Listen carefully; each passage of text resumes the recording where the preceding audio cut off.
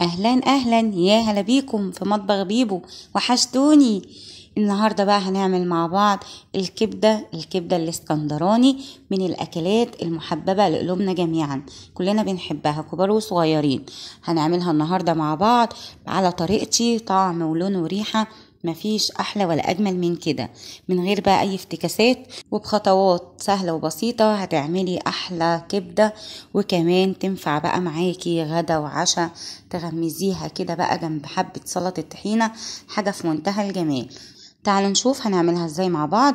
بس ما تنسيش تحطي لايك، وكمان لو اول مرة تشوفي قناتي مطبخ بيبو اعملي اشتراك وفعلي الجرس على الكل عشان يوصلك مني كل وصفة جديدة. يلا نبدأ بسم الله. اول حاجة معايا توم، وزي ما انتوا شايفين التوم اللي معايا توم صحيح، ويعني حبة حلوين كده من التوم، ويا ريت يا حبايبي يبقى توم فريش عشان هيديها طعم مختلف خالص عن التوم اللي احنا بنبقى مفرزينه. وكمان معايا حبتين من الفلفل الرومي، والتوابل بتاعتي ملح وفلفل اسود وكزبرة وكمون، مش اكتر من كده. التوابل الكتير للحوم بتغير طعمها، احنا عايزين نحس بطعم الكبدة كده واحنا بناكلها. هجيب بقى الكبة بتاعتي وهنزل بفصوص الثوم وحبتين الفلفل الاخضر الرومي بتاعي. الفلفل ده طبعا بارد، انتي بقى لو حابه الكبده بتاعتك تبقى سبايسي ممكن تحطي حبايه من الفلفل الحار، بتدي طعم حلو جدا. وهنزل كمان بالتوابل بتاعتي، الملح والفلفل والكزبره الناشفه والكمون، وما تكتريش الفلفل الاسود علشان خاطر ما يغمقش لون الكبده بتاعتنا. ضربة بقى حلوة، والضربة بتاعتي مش عايزة انعم التوم بتاعي والفلفل، لا انا عايزة بصوا اضرب ضربة واستنى شوية. انا عايزة يكون خشن، مش عايزاه يبقى ناعم خالص زي ما انتوا شايفين كده. يعني قطع الفلفل باينة شوية والثوم مش عايزة انعمهم اكتر من كده، كده حلو جدا. تعالوا بقى نشوح الكبدة بتاعتنا. معايا حلة او طاسة الموجودة عندك على النار. الطاسة بتاعتي هسخنها كويس جدا والنار تكون عالية. بعد كده هنزل بمعلقة حلوة كده من الزبدة الصفراء اللي احنا عملناها مع بعض. هسيب لكم لينك الوصفة مثبت في التعليقات. زبدة حلوة جدا عملناها في البيت بمكونات بسيطة، وفعلا لما استخدمتها طعمها جميل جدا ومفيش احلى من كده.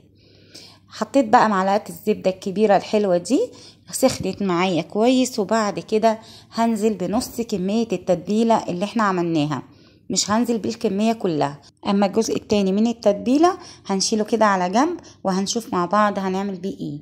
هنزل بقى زي ما قلت لكم بنص التتبيلة بتاعتي وهشوحها تشويحة خفيفة كده. مش عايزة بقى اقول لكم على الثوم كده مع الزبدة مع الفلفل مع التوابل، بقى حاجة في منتهى الجمال. بعد كده هنزل بالكبدة بتاعتي. الكبدة بتاعتي انا مقطعاها شرايح رفيعة جدا، وده السبب اللي خلاني ما تبلش الكبدة، عشان لو كنت تبلتها ممكن تتهري معايا اكتر، هي مش هتستحمل. فما تبلتهاش ونزلت بيها على طول على التتبيلة لما اديناها تشويحة بسيطة في الطاسة. طيب الكبدة بقى بتتغسل ما بتتغسلش؟ انا عن نفسي ما بحب اغسلها، يعني انا بحطها في مصفى وبنزل عليها بعصرة ليمون كده واسيبها تصفي كل الدم بتاعها. حابة انت تغسليها وتديها شطفة كده تحت الحنفية مفيش مشكلة، لكن هي لما بتتشطف انت كده بتفقدي الحديد والفيتامينات بتاعتها. هي الكبدة عبارة عن تجمع دموي، فانا بصراحة ما بحبش اغسلها خالص. هبدأ بقى اشوح في الكبدة بتاعتي زي ما انتوا شايفين انا مقطعاها شرايح رفيعة. حابة انت تقطعيها شرايح سميكة شوية مفيش مشكلة خالص. وخلينا بقى متفقين ان الكبدة الاسكندراني الاصلية بتتعمل بتوم وفلفل فقط لا غير، وبتتعمل بالزيت كمان.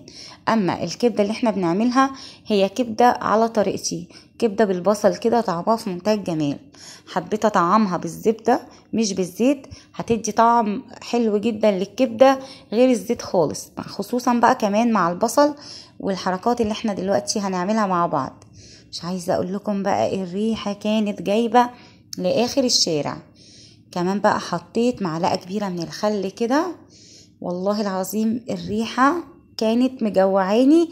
مش عايزة اقول لكم على جمالها، الله على جمال الاكلة دي بجد. أكلة كده طعمة ولذيذة لذيذة منتهى الجمال. طبعا الكبدة بتاعتنا ما بتاخدش تشويح أكتر من 5 دقايق علشان خاطر ما تنشفش معايا، ولازم وانا بشوحها تكون على نار عالية علشان خاطر ما تنزلش السوائل بتاعتها وتحتفظ بيها وتبقى جوسي كده من جوه. كده احنا شوحناها لمدة 5 دقايق بس. وبعد كده بقى هنزل بالكمية التانية من التتبيلة. مش عايزة اقول لكم بتفرق في الطعم قد ايه.